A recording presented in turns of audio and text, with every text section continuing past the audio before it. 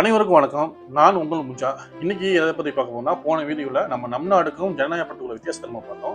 இன்னைக்கு முக்கியமான ஒரு நபரை பத்தி நம்ம பார்க்க போறோம். அதாவது நம்ம விஜயகாந்த் நடித்த அப்படின்னு சொல்ல முடியாது, நடித்து கொடுத்த செந்தூர பாண்டியன் படத்தை பத்தி நம்ம இப்ப பார்க்க போறோம். விஜய் அவர்கள் நடித்த நாளைய தீர்ப்பு படம் வெளியாச்சு. இது மக்கள் மத்தியில ஒரு பெரிய வரவேற்பு வரல. வியாபார ரீதியா தோல்வி அடைஞ்சிச்சு.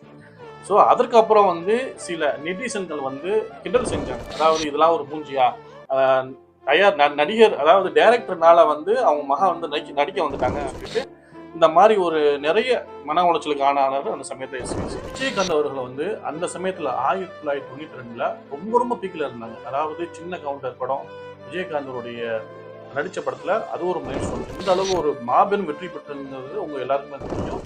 ஸோ அந்த படம் நடிச்சு அந்த சமயத்துல இப்ப விஜய் எப்படி பீக்ல இருக்கிறாங்களோ அதே மாதிரி அந்த சமயத்துல விஜயகாந்த் அவர்கள் ரொம்ப பீக்ல இருந்து எஸ்விசி இந்த பத்திரிகையில் உள்ள விஷயங்கள்லாம் படிச்சு ரொம்ப மன உளைச்சல் இருக்கையில போன் அடிச்சு விஜய் அவர்களுக்கு போன் அடிச்சு, என்னப்பா நல்லா இருக்கியா, என்ன செய்யற அப்படின்னு ஒரு நலம் விசாரிச்சாங்க. ஆனா தன்னுடைய ஆசானுடைய வார்த்தையில ஒரு சந்தோஷம் இல்லை. அதை தெரிஞ்சுக்கிட்டு அப்ப நாளைய திருப்ப படம் பெருசா போகலைன்னு தெரியும், விஜயகாந்த் அவர்களுக்கு தெரியும்.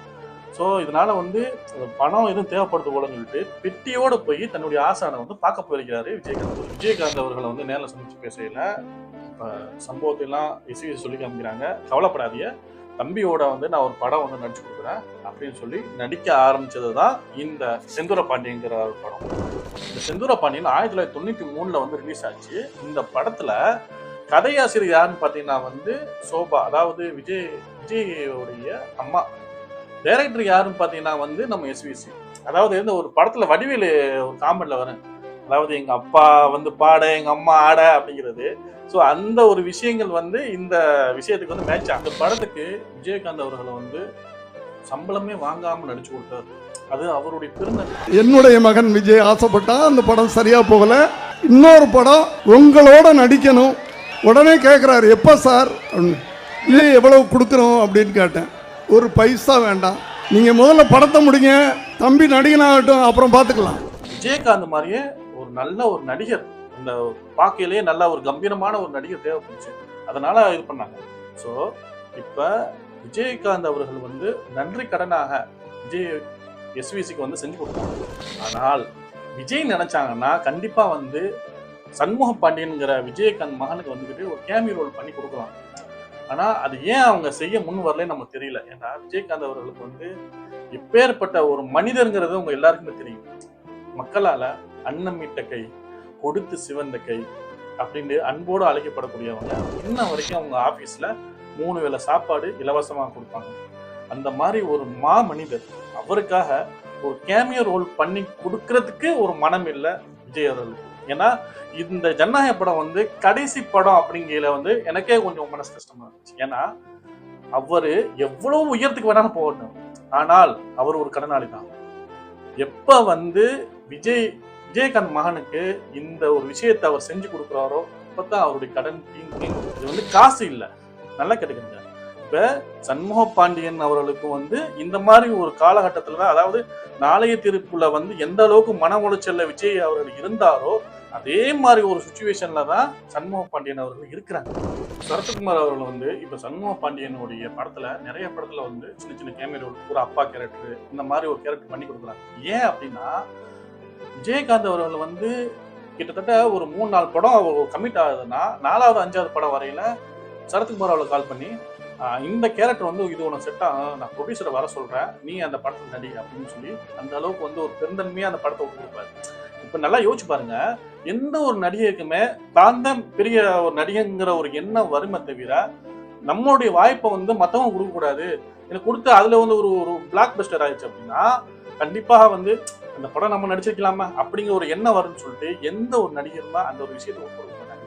ஆனா தன்னுடைய பெருந்தன்மையால சரத்குமார் அவர்களுக்கு நிறைய படங்கள் வாய்ப்புகள் விஜயகாந்துக்கு வரையில இந்த படத்தை நீ நடிச்சுக்க, இந்த படத்தை நீ நடிச்சுக்க அப்படின்னு கொடுத்து அந்த அளவுக்கு கொடுத்தனால நன்றி மறவாமல் இன்று வர தன்னுடைய அந்த சண்முக பாண்டியனுடைய படங்கள்ல ஒரு கேமியோ ரோல் பண்ணி கொடுத்தாங்க.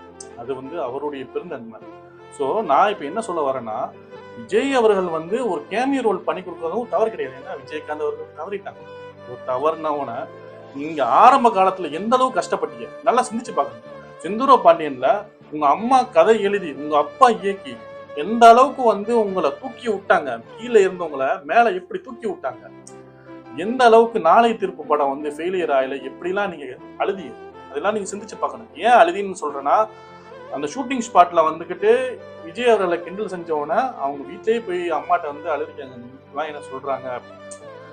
சோ ஏன் இந்த மாதிரி விமர்சனங்கள்லாம் இவங்க மேல வருதுன்னா, இவர் ஒரு டைரக்டர் மகனாலதான் இவர் நடிக்க வந்திருக்கிறாரு, இவர் பார்க்கல வந்து ஒரு ஒரு நடிகரான ஒரு மெட்டீரியலா தெரியல அப்படின்னு சொல்லி நிறைய பேர் கிண்டல் செய்யறது கூட உங்களால தாங்க முடியல.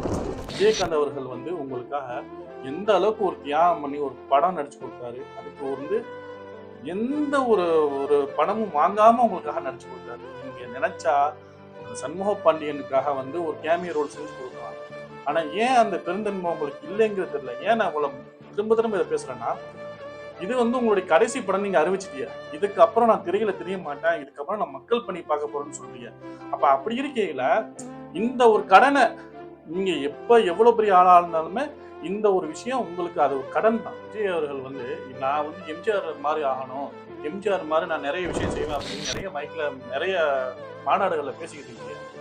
எம்ஜிஆர் மாதிரி கடைசி வரைக்கும் வாழ்ந்த ஒரே ஆளா நீங்க பாத்தீங்கன்னா விஜயகாந்த் அவர் தான். ஒரு நிகழ்வு வந்து அவரோட உதவியாளர் வந்து சொன்னாரு, கார்ல போய்கிட்டு இருக்கையில, அதாவது இடையில வந்து ஒரு வயசான ஒரு பாட்டி மேலே இங்கேயே அடிச்சுக்கிட்டு அழுதுகிட்டு இருந்துச்சு. அப்புறம் விஜயகாந்த் அவர்கள் கேட்குறாங்க, ஏன் இவங்க அழுதுகிட்டு இருக்கிறாங்க. அப்போ தன்னுடைய உதவியாளர் சொல்றாங்க, எம்ஜிஆர் இறந்துட்டாங்க, அதனால அந்த பெண் அழுதுட்டாங்க. அப்போ விஜயகாந்த் அவர்கள் ஒரு நிமிஷம் அதை பார்த்துட்டு, வாழ்ந்தான் ஒரு மாதிரி வாழணும் அப்படின்னு சொல்லிட்டு அதுக்கப்புறம் கிளம்பிட்டாங்க. ஆனா இதுல விஜயகாந்த் வந்து கடைசி வரைக்கும் எம்ஜிஆர் அவர்கள் எப்படி வாழ்ந்தாங்களோ அதே மாதிரியே வாழ்ந்து மறைந்த ஒரு மனிதர். ஏன்னா இப்ப ஒரு பிலிம் இண்டஸ்ட்ரியில வந்துகிட்டு விஜய் அவர்களுக்கு வந்து என்ன ஒரு பேர் இருக்குது நீங்க நல்லா சிந்திச்சு பாருங்க. நீங்க எத்தனை பேருக்கு இது வரைக்கும் நீங்க பட வாய்ப்பு கொடுத்துருக்கீங்க, அதே மாதிரி எத்தனை பேரை வந்து நீங்க தூக்கி விடுறதுக்கு முயற்சி செஞ்சிருக்கீங்க. இதெல்லாம் சிந்திச்சு பார்க்கக்கூடிய ஒரு விஷயம். அடுத்த ஒரு நல்ல நிகழ்ச்சியில வந்து நம்ம சந்திக்கிறேன். இது ஏபிஜே வைப் சேனல். நான்